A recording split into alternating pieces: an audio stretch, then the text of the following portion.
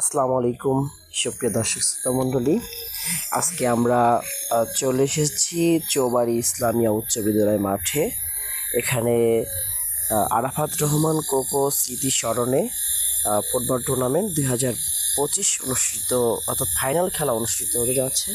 উক্ত খেলায় প্রধান অতিথি হিসেবে উপস্থিত ছিলেন জনাব রোমানা মাহমুদ টুকু সাহেব। তিনি উপস্থিত হচ্ছেন, আমরা তাকে স্বাগত জানাচ্ছি আমাদের এই খেলা উপভোগ করার জন্য। প্রধান অতিথি হিসেবে উপস্থিত ছিলেন তিনি। এখন পতাকা উত্তোলন করবেন।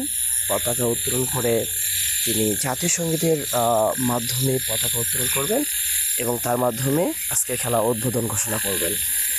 একটা ক্রীড়ার একটা পতাকা এবং বাংলাদেশের একটা পতাকা উত্তোলন করবেন আমাদের আজকের খেলার প্রধান অতিথি। সুপ্রিয় শ্রোতা এবং ভাই বোনেরা, প্রিয় গায়েস, আজকে দেখতে পাচ্ছি আমাদের খেলার পতাকা উত্তোলন করছেন অত্র অনুষ্ঠানের সম্মানিত প্রধান অতিথি জনাব রোমানা মাহমুদ। আপনাদেরকে অসংখ্য ধন্যবাদ জানাচ্ছি। আমাদের খেলা যারা দেখতে এসেছিলেন, যারা দেখেছেন, সকলকে ধন্যবাদ এবং যারা আয়োজন করেছিলেন অসংখ্য ধন্যবাদ। আজকের অনুষ্ঠানের পুরস্কার ছিল 50,000 টাকা চ্যাম্পিয়ন দল এবং রানার্স আপ দল যারা পেয়েছে 30,000 টাকা। ইতিমধ্যে আমাদের অলিম্পিকের একটা পতাকা উত্তোলন করলেন জনাব আমাদের বিশেষ অতিথি এবং প্রধান অতিথি, তিনি বাংলাদেশের জাতীয় পতাকা উত্তোলন করলেন আমরা দেখতে পাচ্ছি এই মুহূর্তে। অনেক অনেক দর্শক আমাদের মাঠে উপস্থিত হয়েছিলেন, হাজার হাজার দর্শক নিয়ে, প্রায় 20,000-এর মতো দর্শক মাঠে উপস্থিত আজকের ফাইনাল খেলা দেখার জন্য আমাদের কামারখন্দের চৌবাড়ি উচ্চ বিদ্যালয় মাঠ প্রাঙ্গণে, চৌবাড়ি ইসলামিয়া উচ্চ বিদ্যালয় মাঠ প্রাঙ্গণে হাজারো দর্শক ছিল এখানে। প্রিয় guys, this is the match, it is interesting match. So আমরা অনেক আনন্দ করেছিলাম এই মাঠে।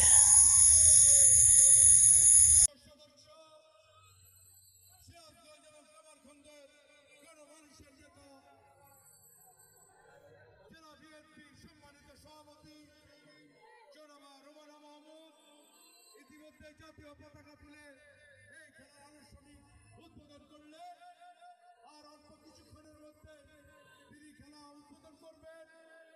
আমি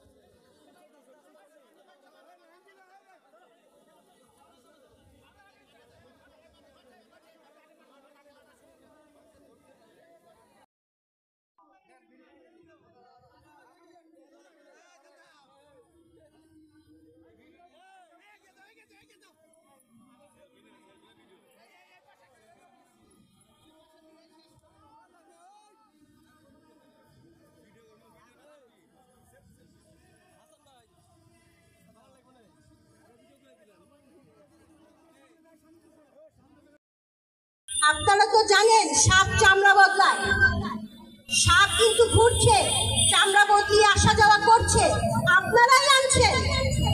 কাজে যদি আনতে ইচ্ছে করে সাপের বিষ দাঁত ভেঙে নিয়ে আসেন, ও নিষ্ক্রিয় থাকবে। সবাইকে ধন্যবাদ। আগামীতে আবার এরকম একটা খেলায় আমরা আসবো ইনশাল্লাহ। একটা ভালো টুর্নামেন্ট দেখতে পাবো। এই টুর্নামেন্টে যারা অর্থ সহযোগিতা করেছেন, স্পন্সর করেছেন, তাদেরকেও ধন্যবাদ জানাই। আপনারা একটা খুব ভালো কাজ করেছেন। এরকম যুবদেরকে উৎসাহিত করেন, তারা মাদক থেকে বিরত থাকবে, তারা আগামীতে একটা সুষ্ঠু নাগরিক হবে, দেশ পরিচালনার কাজে যাবে, এটাই আমি চাই। কাজে আপনারা এই ধরনের কাজগুলো করেন, যুব সমাজকে এগিয়ে নিয়ে যান। সবাই ভালো থাকেন, সুস্থ থাকেন এবং 31 দফা পড়েন, আগামী নির্বাচনের জন্য প্রস্তুতি দিন। আসসালামু আলাইকুম।